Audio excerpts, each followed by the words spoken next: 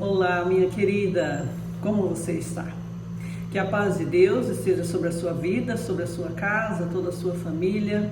Te agradeço por estar aqui conosco no nosso canal. Seja muito bem-vinda ao nosso canal. Aqui nós compartilhamos a palavra de Deus e também experiências com Deus que têm nos ajudado e nos fortalecido na caminhada enquanto mulheres, no processo de nos conhecermos melhores, de sabermos realmente a nossa identidade no Senhor e buscar sempre estar melhorando para que a gente possa alcançar e cumprir o propósito do Senhor para a nossa vida aqui nessa terra. Nós estamos aqui com um propósito, não estamos aqui simplesmente por estar, mas o Senhor nos enviou para cá para que a gente possa cumprir o propósito a qual Ele já havia designado para nós.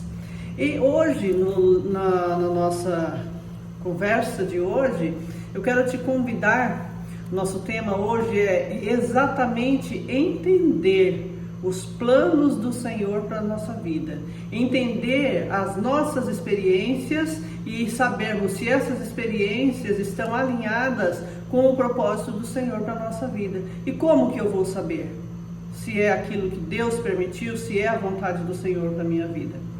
Para isso, eu te convido a abrir comigo no livro de Romanos, no capítulo 28. É um versículo muito conhecido. Várias vezes as pessoas que leem a Bíblia, que estão na igreja, já conhecem este versículo. Lá no livro de Romanos, capítulo 28. Eu vou ler na versão NVI, tem outras versões também.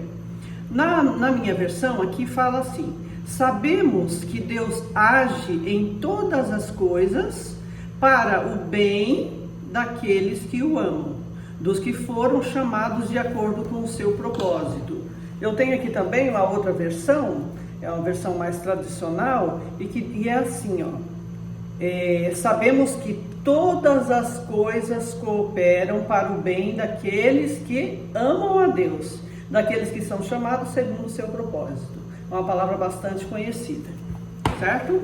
Então nós vamos refletir, um pouco sobre este versículo. Inicialmente ali ele fala, esse livro escrito por Paulo, Romanos, e ele fala o seguinte: todas as coisas cooperam. Nós vamos dividir este versículo em 3 momentos. Primeiro, todas as coisas cooperam, todas as coisas, tá? Então nós vamos ver primeiro o que são todas essas coisas. Abre comigo, por favor, lá em Eclesiastes, no livro de Eclesiastes, no capítulo 3. Eclesiastes, capítulo 3. Lá nós temos o seguinte: é um capítulo que fala sobre a vida do homem. Salomão escreveu o livro de Eclesiastes. E aí ele fala que há um tempo para todas as coisas debaixo da terra. Há um tempo para nós vivermos, experimentarmos durante a nossa vida, a nossa caminhada aqui. Lá em Romanos nós acabamos de falar, que Paulo escreveu que todas as coisas cooperam para o bem daqueles que amam a Deus. Vamos ver quais são essas coisas? Lá em Eclesiastes 3, no versículo 1. Para todas as coisas, há uma ocasião e um tempo para cada propósito debaixo do céu. Veja que tudo tem um propósito.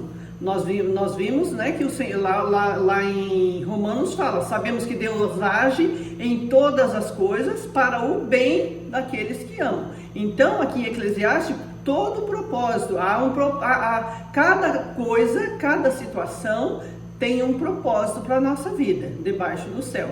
E aí ele continua: tempo de nascer, tempo de morrer, tempo de plantar e tempo de arrancar o que se plantou, tempo de matar e tempo de curar, tempo de derrubar e tempo de construir, tempo de chorar, tempo de rir, tempo de plantear e tempo de se alegrar, de dançar, tempo de espalhar pedras e tempo de ajuntá-las, tempo de abraçar e tempo de se conter, tempo de procurar e tempo de desistir, tempo de guardar o tempo de lançar, tempo de guardar e tempo de lançar fora, tempo de rasgar e tempo de costurar, tempo de calar e tempo de falar, tempo de amar e tempo de odiar, tempo de lutar e tempo de viver em paz.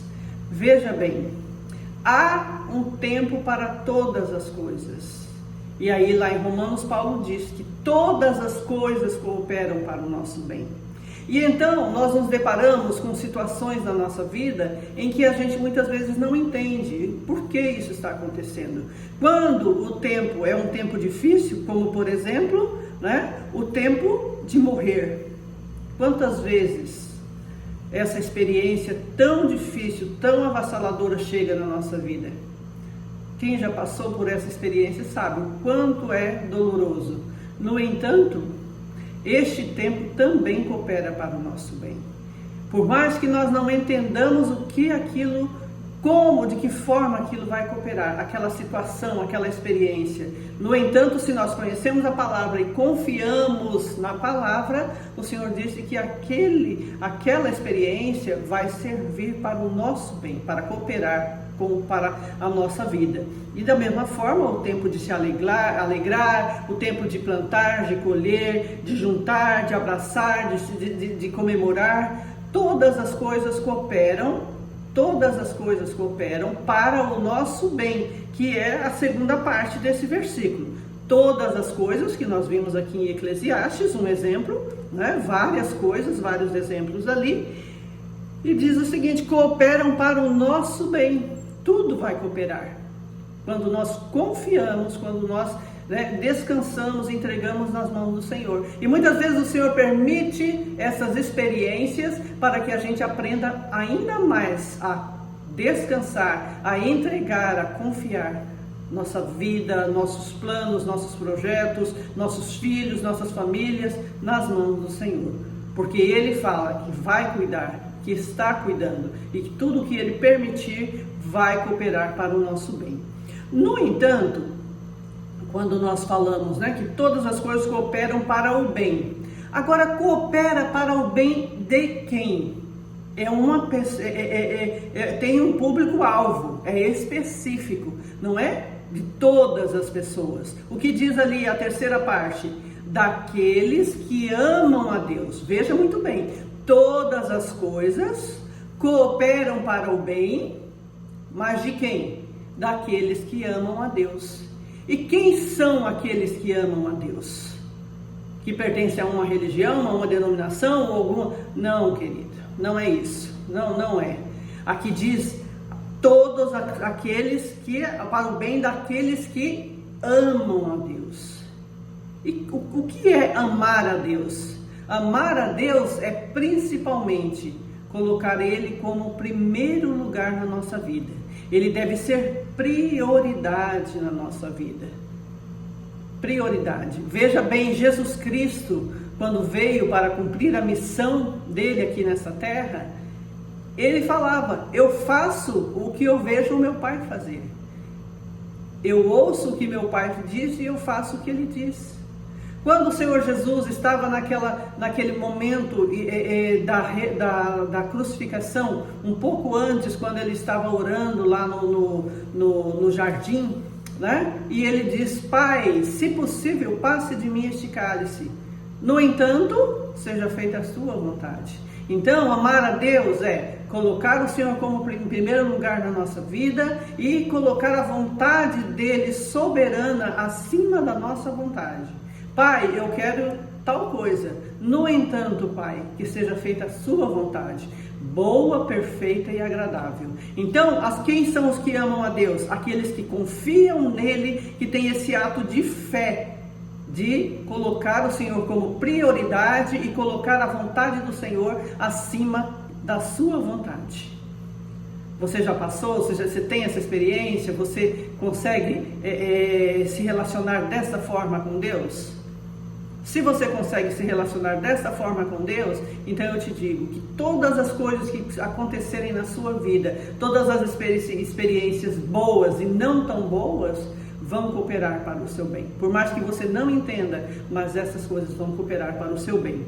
No capítulo 8, nós lemos ali o versículo 28, no entanto, nos versículos anteriores, nós temos lá especificamente quem são as pessoas que amam a Deus. São, como nós acabamos de falar, que colocam o Senhor como prioridade, vive, buscando sempre estar no centro da vontade do Senhor, e que de que forma que a gente consegue viver dessa forma, dessa maneira.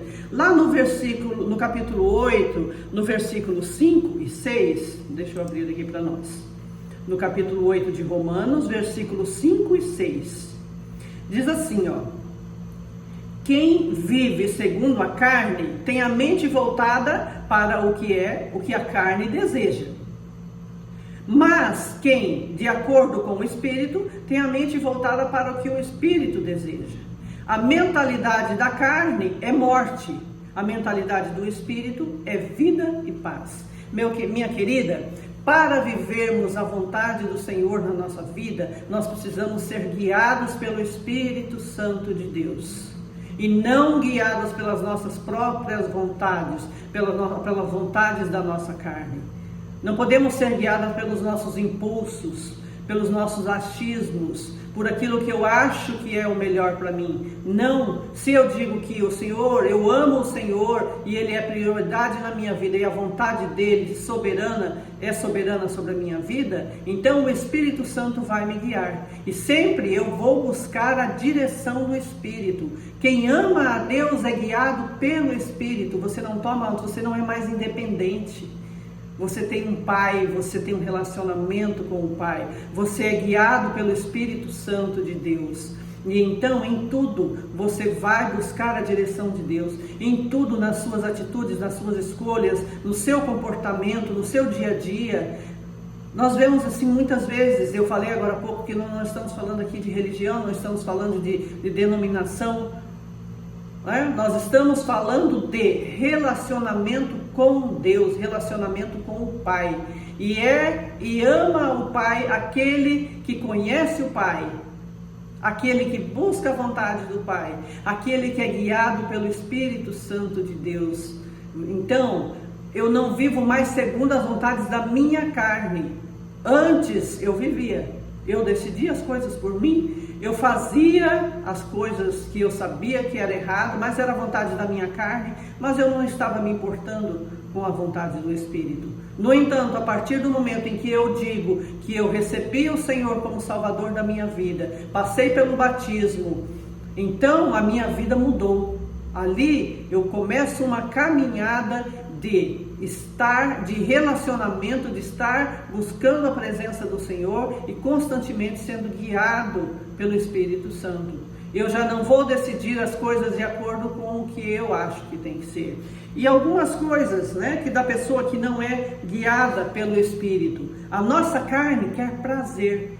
Todos os prazeres daqui, mundanos, os prazeres da nossa carne, que são muitas vezes imoralidade, muitas vezes a luxúria, a mentira, a traição. Quando nós nos afastamos do Senhor, quando nós não estamos buscando a vontade dEle, nós vamos fazer a nossa vontade e nós somos carnais.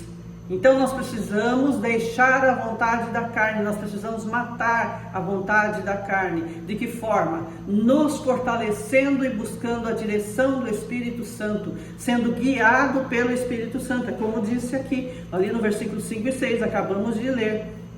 E lá no versículo 8, de Romanos 8, versículo 8, quem é dominado pela carne não pode agradar a Deus. Veja bem, então lá no 28 diz, todas as coisas cooperam para quem? Para os que amam a Deus. Agora, se eu sou dominada pela carne, eu não posso agradar a Deus. Se eu sou dominada pelas minhas vontades, independente, se eu quero ser independente de Deus, eu não amo a Deus. Então as coisas que vão acontecer na minha vida não é a vontade de Deus. Eu não posso dizer, Senhor, mas como que isso pode acontecer? Se eu não estou buscando a Deus e buscando estar alinhado com o coração do Senhor, guiado pelo Espírito Santo, para ver realmente, para entender realmente os caminhos que eu devo seguir. Então nós precisamos buscar a Deus. E aí, novamente, a oração, A oração é conversar com Deus, é se entregar, é se humilhar diante de Deus. A palavra, a Bíblia, o nosso manual de vida, tudo está aqui, nós estamos aqui refletindo na palavra. Nós poderíamos estar falando de vários outros assuntos, é tão fácil pegar um livro, pegar um tema, pegar algum conhecimento humano e compartilhar. Eu poderia estar compartilhando vários outros temas que eu gosto, que eu leio, eu gosto de estudar, eu gosto de me preparar, e isso é muito importante, o conhecimento é muito importante. No entanto, eu estou compartilhando aqui com vocês a palavra de Deus, porque é ela que faz a diferença na minha vida. A palavra é lâmpada para os nossos pés e luz para os nossos caminhos. A palavra de Deus nos edifica, a palavra do Senhor nos alimenta, a palavra do Senhor é vida, é viva e eficaz na nossa vida. Então precisamos ser guiados pela palavra do Senhor e pelo jejum, porque com o jejum nós vamos mortificando, vamos eliminando as vontades da carne, as vontades que muitas vezes querem nos dominar, para que nós possamos estar sensíveis à voz do Espírito Santo e sermos então guiados e transformados pelo mover do Senhor na nossa vida. Então, essa é a reflexão que eu quero deixar para você hoje, minha querida. Você quer viver a vontade do Senhor, boa, perfeita e agradável na sua vida? Você quer ter essa segurança de que tudo o que acontecer, de todas as experiências boas ou ruins que você passar, você está ali confiando no Senhor, e por mais difícil que seja, o Senhor vai te tomar pela mão e vai te ajudar, e vai te guiar, e vai te fortalecer, e você vai sair dali muito melhor do que você entrou? Você quer ter essa experiência? Se você ainda não tem, então o que eu te digo é: busque a direção de Deus para a sua vida. Deixe para trás, elimine as vontades da carne e busque a vontade do Espírito. Ame ao Senhor, porque se você buscar ao Senhor, se você deixar as coisas da sua própria vontade e buscar a vontade do Senhor na sua vida, eu te garanto, com toda a certeza da minha vida, você estará sempre muito bem, será muito bem sucedido em tudo que você fizer, em tudo, por mais que momentos pareçam que não, mas eu te garanto, com toda a minha vida, que você sempre será guiada e você sempre sairá melhor de cada situação que Deus permitir na sua vida. Tá bom, minha querida? Essa é a palavra que eu gostaria de deixar para você hoje. Se essa palavra te ajudou de alguma forma, eu peço que você compartilhe com outras pessoas também, com outras mulheres. Nosso objetivo é servir e ajudar mais a cada dia, cada pessoa que Deus colocar na nossa vida.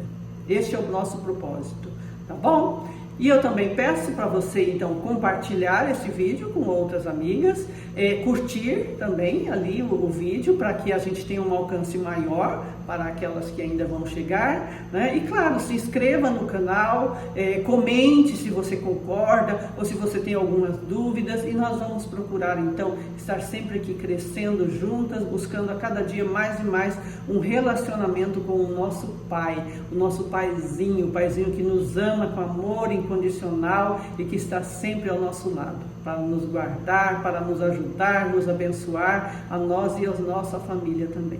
Que Deus te abençoe, que você tenha uma excelente semana. Um grande beijo e até o próximo vídeo.